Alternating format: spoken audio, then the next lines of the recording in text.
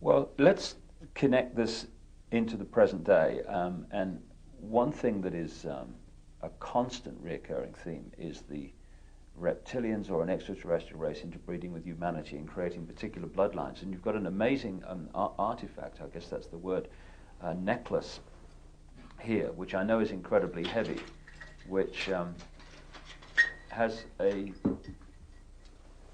very significant contribution to make to this theme of extraterrestrials or another race, not human, interbreeding with humanity. Now, first of all, where did this come from? Sir, we don't know.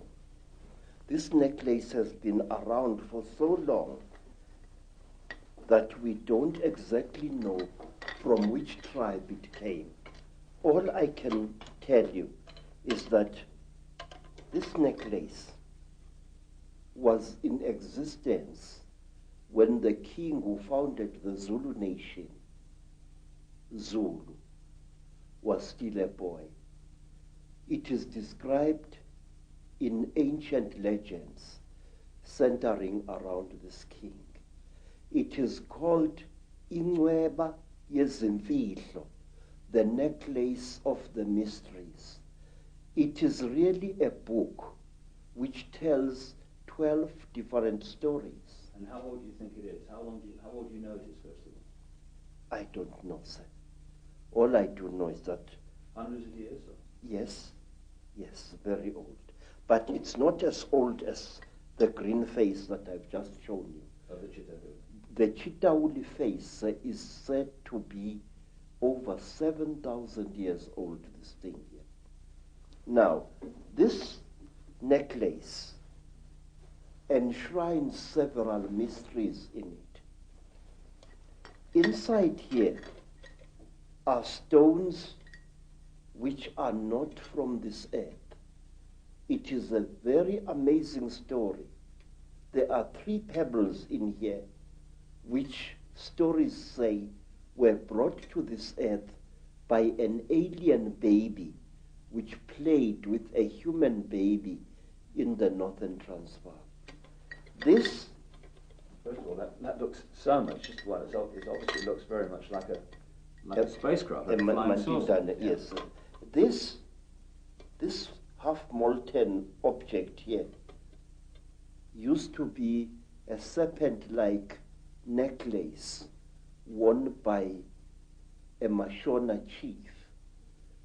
He went to investigate something which had landed in the bush and which was killing his people.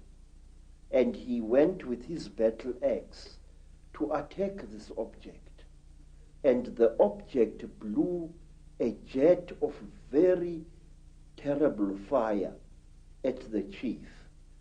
And he became just smoke. And this was all that was left of him. Now, this necklace enshrines one of the oldest and the greatest mysteries in our country, that the god beings which we call by the name Chitauri and which are called Zishwezi or Imanugela in the languages of other tribes throughout Africa. These gods came down to the earth in great vessels made out of gold, and they united with female human beings to create a race of kings and queens on our earth. There isn't a tribe, Mr. Icke, anywhere in Africa. And when you return to South Africa, I will ask you to investigate this very closely. There isn't a tribe anywhere in southern, central, western, and eastern Africa, which doesn't claim that kingship was a system that was brought down from the sky by gods who either traveled in swings, as the pygmies of Zaire say, or who came down in huge vessels which were shaped like bows, vessels made of gold, vessels bigger than mountains.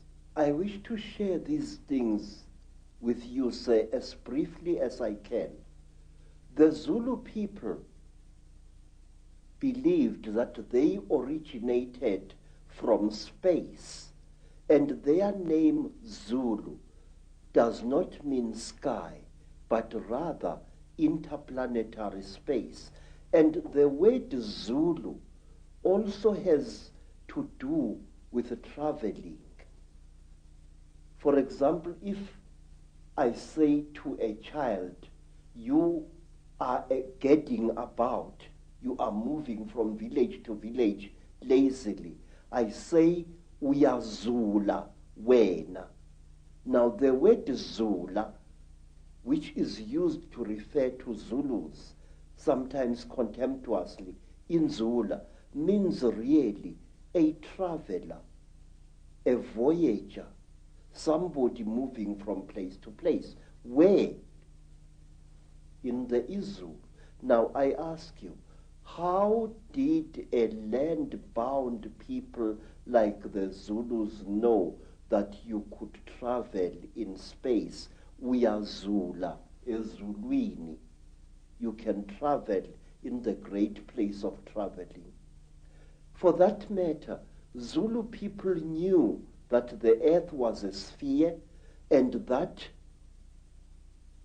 it was the sun that was still in space and the various planets orbited around it. I will show you on the other necklace of knowledge. And when a Zulu refers to the earth, he says umhlaba jikelele. Now, the word jikelele implies a spherical or a hemispherical object. But a Mosotho or a Motswana from Lesotho or from Botswana will refer to the world as lefatshe, which means that which is down here. And he will say, when he refers to the earth's shape, lefatshe ka bophara. Now this word ka bophara means the earth in its width. Thus, a Mosotho or a Motswana believes that the earth is flat, but the Zulus believe it is either a hemisphere or a sphere. The Zulu people were the first people to know something that is now attributed to Albert Einstein, namely that space and time are one and the same thing. Zulus knew that long before Einstein was born.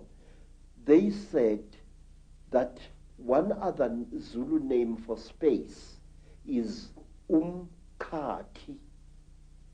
Umkhathi, U-M-K-H-A-T-H-I, umkhathi.